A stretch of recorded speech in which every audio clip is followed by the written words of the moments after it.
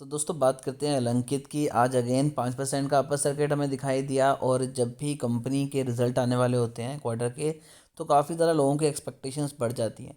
क्योंकि अगर हम यहाँ पर बात करें अलंकित की, तो आप देख सकते हैं कि अलंकित का जो रेवेन्यू है वो पिछले क्वार्टर में 145% इंक्रीज हुआ था और ऑपरेटिंग इनकम 115%।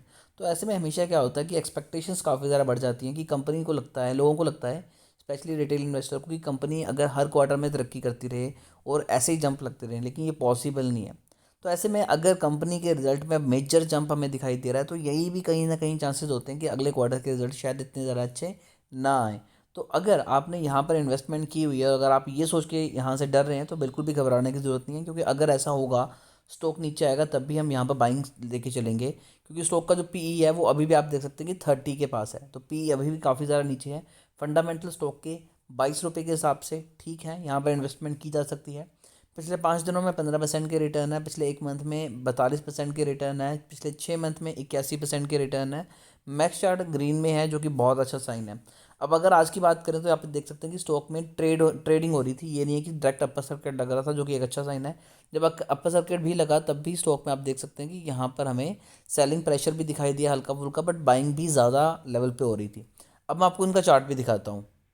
तो जब हम स्टॉक की बात करें, तो अराउंड अराउंड 3 मिलियन का वॉल्यूम जनरेट हुआ, और मैंने कहा था कि ये वही लेवल है जहाँ से स्टॉक के नीचे आने के चांसेस भी होते हैं हल्के फुल्के। रीज़न क्या है कि अगर हम यहाँ पर देखें, तो एक ट्रेंड लाइन जाती है, और ये जो स्टॉक है तकरीबन तकरीबन 1 2 3 4 4 बार इसी लेवल से टकरा के नीचे आ चुका है।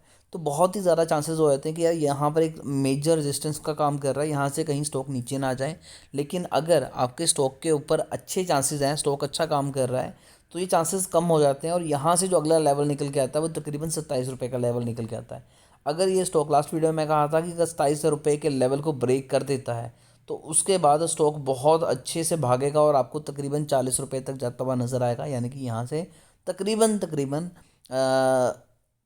आप लेके चल सकते हैं 100% के रिटर्न की ये स्टॉक आपको निकाल के देगा। और स्टॉक में कैपेसिटी भी है, ये स्टॉक कैपेबल है उस चीज़ के लिए कि आपको आराम से अच्छे रिटर्न निकाल के दे। और ये स्टॉक लगभग लगभग ट्रेंड लाइन पे मूव करता नजर आता है। लास्ट टाइम भी मैंने कहा था कि यही लेवल एक मेजर रेजिस्टेंस का काम करेगा, इसके बाद जब ब्रेकआउट आएगा तो स्टॉक भागेगा। और सेम चीज़ हुई, यहाँ पर भी मैंने कई लोगों को बाइंग करवाई, और यहाँ पर भी लोगों को बाइंग करवा के अच्छे रिटर्न स्टॉक में दिलवाए हैं। तो अगर आपके पास हैं, तो बिल्कुल भी घबराने की ज़रूरत नहीं है। और अगर इन केस स्टॉक हल्का फुल्का नीचे आएगा, तब हम एवरेज करके और ज़्यादा यहाँ पर बाइंग करके चलेंगे। फिर भी इस शेयर को लेके अगर आपकी किसी भी तरह से क्वेरीज हैं, तो आप कमेंट कर सकते हैं। हमारी कोशिश होगी कि आपको एक अच्छी एडवाइस दें। साथ ही साथ आपको मैं बता दूं कि एक और चीज़, कि अब अगर आप चाहते हैं कि इसका जो रिजल्ट्स आएंगे वो आपको सबसे पहले मिले देखने के लिए, तो आप अभी चैनल को सब्सक्राइब कर लीजिए, ताकि कोई भी इंपॉर्टेंट जो अपडेट है वो आपसे मिस ना हो। अब हम टारगेट की बात कर लेते हैं। तो यहाँ से अगर स्टॉक ऊपर जाता है, तो 27 रुपये 20 पैसे का जो लेवल है काफ़ी ज़्यादा इंपॉर्टेंट है। अगर उसे ब्रेक करने के बाद स्टॉक जाता है और ऊपर, तो ये ट्रेड करेगा तकरीबन 40 रुपये के पास, और 40 रुपये के पास से स्टॉक नीचे आ सकता है। अब मैं ये चीज़ क्यों कह रहा हूँ, अगर मैं यहाँ पर कर्सर को लेके आऊँ, तो आप देख सकते हैं कि यहाँ पर स्टॉक ने रेजिस्टेंस फील की थी, और यहीं से तेज़ी भी आई थी।